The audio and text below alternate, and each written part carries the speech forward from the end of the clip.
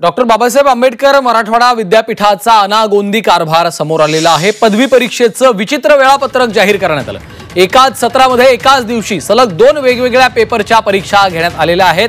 2 पेपरमध्ये केवळ 15 मिनिटांचं अंतर ठेवण्यात आलंय। दरवर्षी महिनाभर चालणाऱ्या परीक्षा यंदा केवळ 8च दिवसात संपणार आहेत। परीक्षा उरकण्याचा विद्यापीठाचा हा प्रयत्न आहे का असा सवाल आता उपस्थित होतोय। त्यामुळे विद्यार्थ्यांचा मात्र पुरता गोंधळ उडालेला आहे। एकाच दिवशी 2 वेगवेगळे पेपर आलेले आहेत। 2 पेपरमध्ये केवळ 15 मिनिटांचं अंतर ठेवण्यात आलेलं आहे। त्यामुळे आता अभ्यास तरी कसा करायचा असा प्रश्न विद्यार्थ्यांना पडलाय।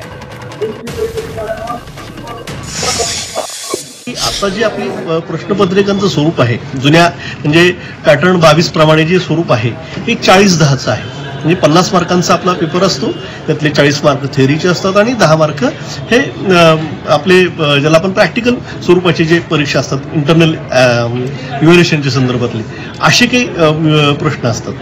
तर 40 मार्कांसाठी 1.5 तास दिला जातो, मध्ये 15 मिनिटांचा ब्रेक असतो आणि नंतर मग 1.5 तासामध्ये दुसरा पेपर।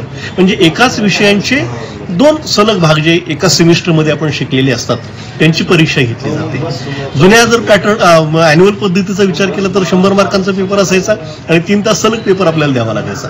तीच गोष्ट आताही घडते आहे। त्यामुळे विद्यार्थी वर्गाचं जर काही असं म्हणणं असेल तर मला वाटतं की थोडं त्यांनी समजून घ्यायला हवं।